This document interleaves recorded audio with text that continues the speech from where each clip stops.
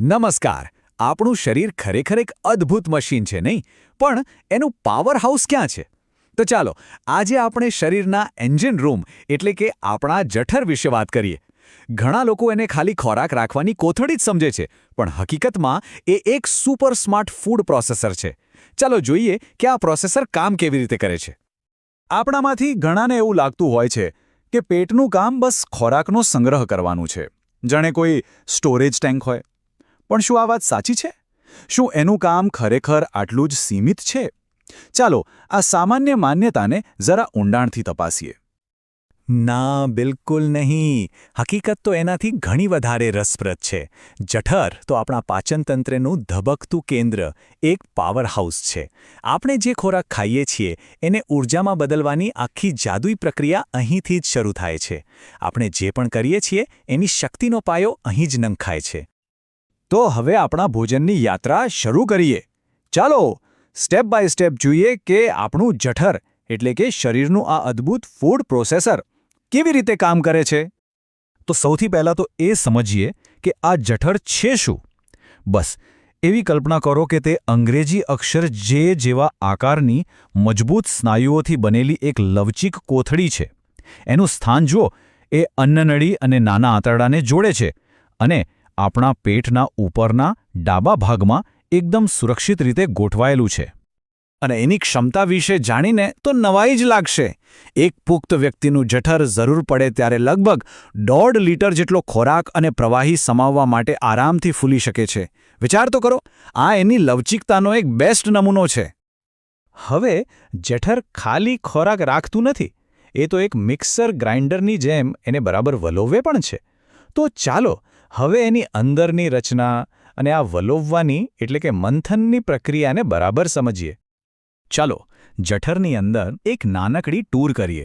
ખોરાક સૌથી પહેલાં કાર્ડિયા નામના ગેટમાંથી અંદર પ્રવેશે છે. પછી એ ફંડસ નામના ઉપરના ભાગમાં જાય છે, જ્યાં ક્યારેક આપણે જમતી વખતે ગળેલી હવા ભેગી થાય છે. અસલી કામ તો બોડી નામના મુખ્ય વિસ્તારમાં થાય છે, જ્યાં બધું મંથન ચાલે છે. અને છેલ્લે પાયલોરસ નામનો ગેટકીપર છે, જે નક્કી કરે છે કે કેટલો પચેલો ખોરાક અને ક્યારે આગળ નાના આંતરડામાં જશે. બધું કેટલું વ્યવસ્થિત છે. આ જે વલોવવાની ક્રિયા છે એને યાંત્રિક પાચન કહેવાય છે. જઠરની મજબૂત દિવાલો સતત સંકોચાય છે અને પાછી પહોળી થાય છે. આ હલનચલનને પેરિસ્ટાલ્સિસ કહેવાય છે. આનાથી ખોરાકના મોટા ટુકડા તૂટીને ભૂકો થઈ જાય છે અને પાચક રસો સાથે બરાબર ભળી જાય છે. અને છેવટે એ કાયમ નામના ઘટ્ટ લચકા જેવા પ્રવાહીમાં ફેરવાઈ જાય છે. તો યાંત્રિક પાચન એટલે કે મિક્સરનું કામ તો પૂરું થયું. હવે વારો છે રાસાયણિક પાચનનો. હવે જઠર એક કેમિકલ લેબની જેમ કામ કરશે અને સાથે સાથે એક સિક્યોરિટી ગાર્ડની ભૂમિકા પણ ભજવશે. ચાલો જોઈએ આ કેવી રીતે થાય છે. અહીંયા મેદાનમાં 2 મુખ્ય ખેલાડીઓ છે. પહેલો છે હાઇડ્રોક્લોરિક એસિડ, એકદમ શક્તિશાળી, જે ખોરાકના કઠણ ભાગોને પણ તોડી નાખે છે. અને એનો સાથી છે પેપ્સિન, જે પ્રોટીનનો એક્સપર્ટ છે. આપણે જે દાળ, દૂધ કે ઈંડા ખાઈએ છીએ એમાં રહેલા પ્રોટીનને પચાવવાનું કામ આ પેપ્સિન કરે છે. આ બંનેની જોડી પાચનનું કામ એકદમ સરળ બનાવી દે છે. અને હા, પેલા હાઇડ્રોક્લોરિક એસિડનું એક બીજું પણ બહુ જ અગત્યનું કામ છે. એ આપણા શરીરના સિક્યોરિટી ગાર્ડ તરીકે કામ કરે છે. આપણે જે ખોરાક ખાઈએ છીએ એની સાથે આવેલા મોટાભાગના નુકસાનકારક બેક્ટેરિયા અને વાયરસનો એ ખાત્મો બોલાવી દે છે. આમ એ આપણને જાતજાતના ચેપથી બચાવે છે. છે ને કમાલની સિસ્ટમ? પણ અહીંયા એક મોટો સવાલ મગજમાં આવે, બરાબર, કે જો જઠરમાં આટલો પાવરફુલ તેજાબ જેવો એસિડ હોય જે ખોરાક અને કીટાણુઓને પણ ઓગાળી શકે છે, તો પછી એ જ જઠરની પોતાની દિવાલોને કેમ કંઈ નુકસાન નથી કરતું? એ પોતાની જાતને જ કેમ પચાવી નથી લેતું? તો આનો જવાબ કુદરતની એક અદ્ભુત ડિઝાઇનમાં છુપાયેલો છે. જવાબ છે એક મ્યુકસ ઢાલ. જઠરની અંદરની દિવાલ પર એક ચીકણા પદાર્થનું એટલે કે મ્યુકસનું એક જાડું રક્ષણાત્મક સ્તર હોય છે. આ કવચ પેલા શક્તિશાળી એસિડને દિવાલ સુધી પહોંચવા જ નથી દેતું અને બસ આ રીતે જઠર પોતાની જાતને સુરક્ષિત રાખે છે. પણ શું થાય જ્યારે આટલી સરસ બેલેન્સ્ડ સિસ્ટમમાં કંઈક ગડબડ થાય? આપણી આજકાલની જીવનશૈલી અને ખાણીપીણીની ખોટી આદતોને કારણે ઘણીવાર પાચનતંત્ર ખોરવાઈ જાય છે. ચાલો એવી કેટલીક સામાન્ય સમસ્યાઓ પર એક નજર નાખીએ. સૌથી સામાન્ય તકલીફ છે એસિડિટી. જ્યારે પેટમાં એસિડ વધી જાય અને છાતીમાં બળતરા થાય. ક્યારેક તો આ જ એસિડ ઉપર અન્નનળીમાં પાછું આવે છે, જેને GERD કહેવાય. જો જઠરની દિવાલ પર સોજો આવી જાય તો એને ગેસ્ટ્રાઇટિસ કહેવાય. અને જો પેલી મ્યુકસ ઢાલ નબળી પડી જાય તો એસિડ દિવાલને નુકસાન પહોંચાડે છે અને તેનાથી પેપ્ટિક અલ્સર એટલે કે પેટમાં ચાંદા પડે છે.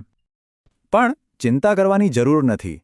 સારા સમાચાર એ છે કે આપણા જઠરને સ્વસ્થ રાખવું આપણા જ હાથમાં છે. તો હવે આપણે આ ફૂડ પ્રોસેસરની યોગ્ય સંભાળ કેવી રીતે રાખવી એના કેટલાક સરળ પણ અસરકારક રહસ્યો જાણીશું. સારા પાચનની ચાવીઓ આપણી રોજિંદી આદતોમાં જ છુપાયેલી છે.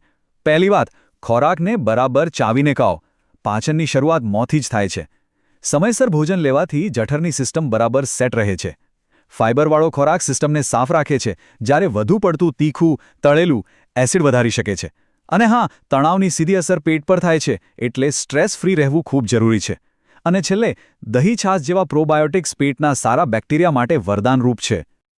આ બધી વાતનો સાર એક જૂની પણ સાવ સાચી કહેવતમાં છે: પેટ સાફ તો રોગ માફ.